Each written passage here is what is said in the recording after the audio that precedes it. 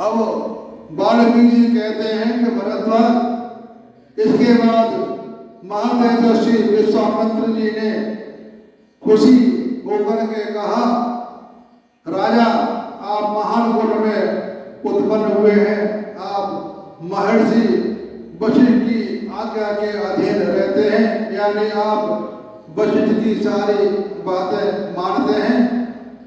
अतः आपके मुझसे जो बात निकली है वो इस भूतल पर आपके योग्य है। महाराज, अब मैं अपना हार्दिक अभिप्राय आपसे निवेदन करता हूँ। जब जब मैं यज्ञ के द्वारा देव समूह का पूजन करता हूँ, तब तब कुछ निशाचर आकर के मेरे यज्ञ को नष्ट कर देते हैं। मैंने अनेक बार यज्ञ का अनुष्ठान आरंभ किया, किंतु राक्षस नायक ने उस यज्ञ मंडप की भूमि में रक्त और मांस में बिखेर देते थे। मैं यज्ञ के लिए प्रश्न करके भी उसमें सफल नहीं हो रहा हूँ, इसलिए विघ्न निवारण के उद्देश्य को लेकर मैं उस स्थान से यहाँ आपके पास आया हूँ। पृथ्वीनाथ, मेरे मन में यह विचार नहीं होता कि मैं क्रोध करके उन्हें शाप दे दूं। यानी विश्वामित्र कहते हैं कि मेरे मन में यही नहीं होता कि मैं क्रोध में आकर के उनको शाप दे दूं। मैं ऐसा काम नहीं चाहता हूँ। आपके प्रयास से उस यज्ञ को बिना किसी विघ्न बाधा के पूर्ण करके उसके महान पुण्य फल का भागी हूँ। अतः आर्त होकर शरण पाने की इच्छा से आपके पास आया हूँ। उस यज्ञ की रक्षा द्वारा मेरे संकट से उद्धार करने के योग्य हैं आपके पुत्र श्रीमान राम। मत वाले सिंह के समान पराक्रमी हैं, उनका बल विक्रम देवराज इंद्र के तुल्य है और वे बहुत शक्तिशाली हैं। अतः राजा सिंह, आपने जो ज्येष्ठ पुत्र काक पक्षधारी सत्पराक्रमी सूरवीर श्री राम हैं, उनको मुझे सौंप दीजिए। वे मुझसे सुरक्षित रहकर अपने दिव्य तेज से उस यज्ञ विध्वंसक एवं समस्त संसार का अपकार करने वाले राक्षसों का मस्तक काटने में समर्थ होंगे। मैं इन श्री राम को अनेक प्रकार से अनंत कल्याण का भागी बनाऊंगा, जिससे ये तीनों लोगों के पूजनीय होंगे। वे पापी राक्षस युद्ध में कालकूट के समान भयानक हों। उन्हें अपने बल और पराक्रम पर बड़ा गर्व है। वे खर और दूषण के भ्रत्य हैं, यानी कर्जुन को मारने वाले श्री राम हैं तथा कुपित होने पर यमराज के समान जान पड़ते हैं। किंतु राजसिंह वे श्री राम के सायों को स्वीकार नहीं कर सह सकेंगे, यानी राम के सामने वे नहीं टिक सकेंगे। जैसे धूलिकण निरंतर गिरती हुई मेघ की जलधारा को नहीं रह सकते। महाराज, मैं अपने तप शक्ति से इन बात को निश्चित रूप से जानता हूँ। आप भी मेरी कथा अनुसार उन राक्षसों को मरा हुआ ही समझिए, क्योंकि हम तथा हमारे जैसे दूसरे विज्ञ पुरुष संदिग्ध विषय में नहीं प्रबद्ध होते।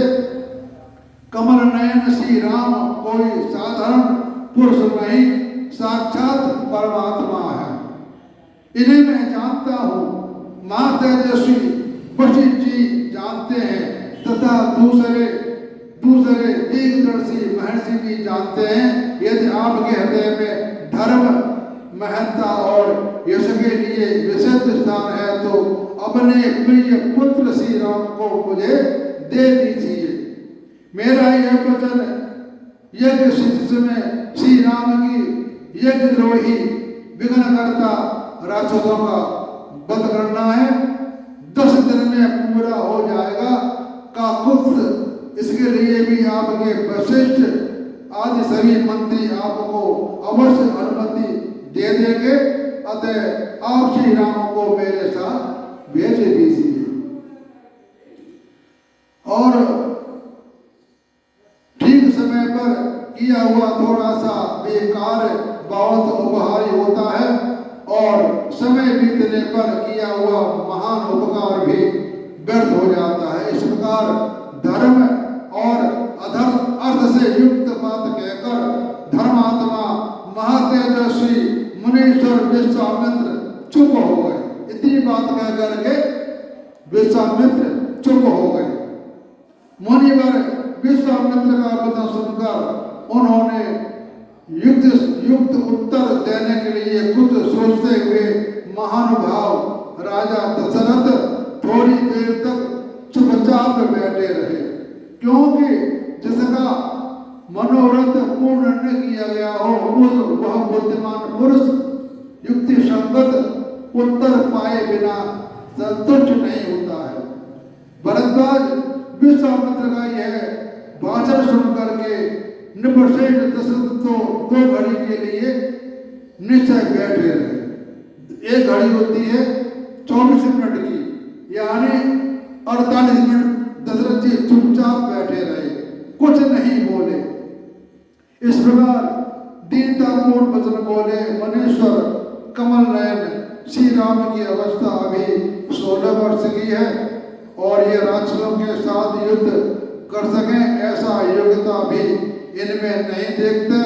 प्रभु मेरे पास यह पूरी एक अछूती सेना है जिसका मैं ही स्वामी हूँ। इस सेना के साथ चलकर मैं ही उन 50 के साथ युद्ध करूँगा।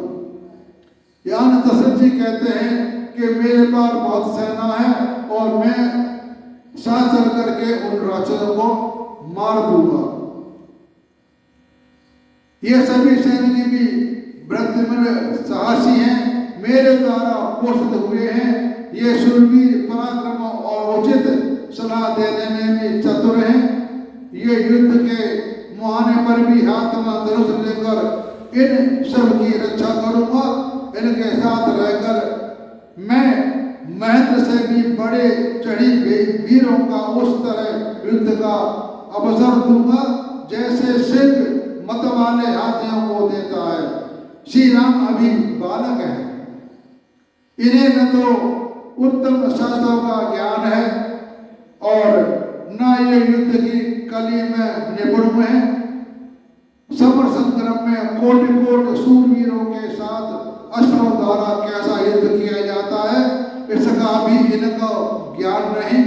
केवल फुलवाड़ियों में, नगर नगर में, उपवन में तथा उद्यानवर्ती वन कुंजों में इनका घूमना फिरना होता है।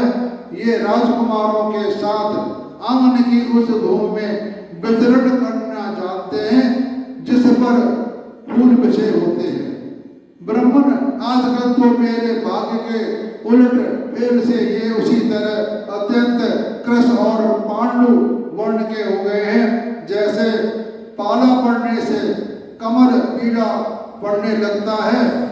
अपने चारों पुत्रों में मेरा सबसे अधिक प्रेम इन श्री राम पर ही है। अतः मेरे धर्मात्मा ज्येष्ठ पुत्र श्री राम को यहाँ से न ले जाए। यदि आपको निशाचर सेना का नाश ही अभिष्ट है तो मेरे शत्रुघ्नी सेना को ले चलिए।